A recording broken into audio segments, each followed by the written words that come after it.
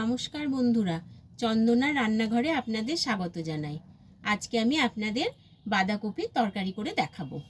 এই দেখুন, আমি বাঁধাকপিটা এইভাবে কেটে নিয়েছি, আর এখানে একটা আলু আমি এইভাবে কেটে নিয়েছি, আছে লঙ্কা, আর এখানে আদা রসুন আর পেঁয়াজ বেটে নিয়েছি, আর আছে টমেটো বাটা। কড়াইটা গরম করে আমি তেল দিয়ে দিচ্ছি।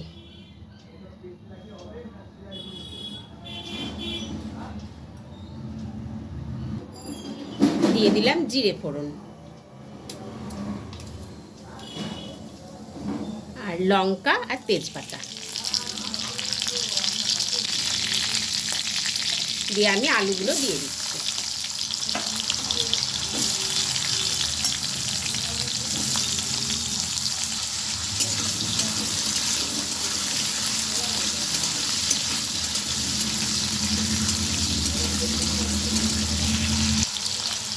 আলুগুলো আমার খুব ভালোভাবে ভাজা হয়ে গেছে।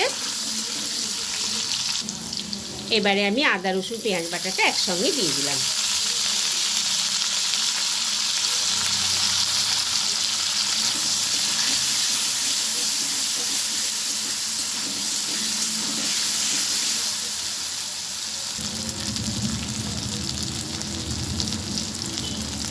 এক চামচ জিরের গুঁড়ো দিয়ে দিলাম, ধনে গুঁড়ো দিয়ে দিলাম 1 চামচ, আর দিয়ে দিলাম হলুদ গুঁড়ো।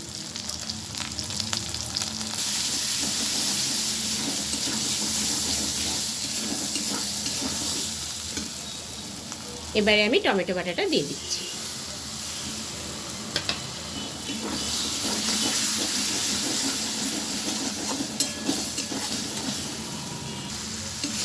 মশলাটা আমি খুব সুন্দরভাবে কষিয়ে নিলাম।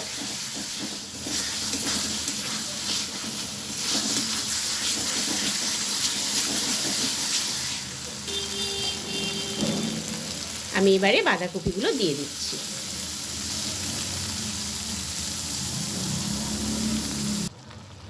স্বাদ অনুযায়ী লবণটা দিয়ে দিলাম।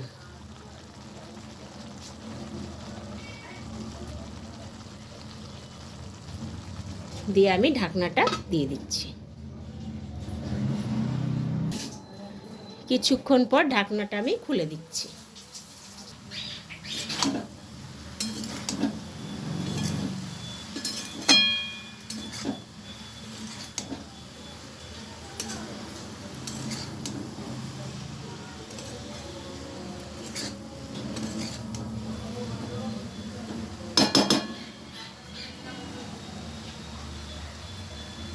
আমি আবার ঢাকনাটা দিয়ে দিলাম।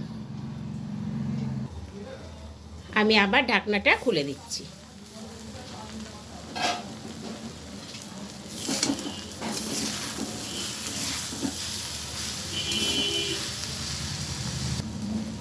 আমি এবারে একটু ঘি ছড়িয়ে দিলাম।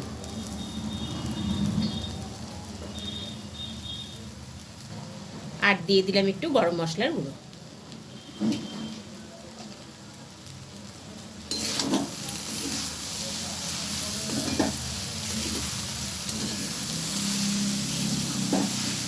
বাঁধাকপির তরকারিটি আমার হয়ে গেছে, আমি এবারে নামিয়ে নেব।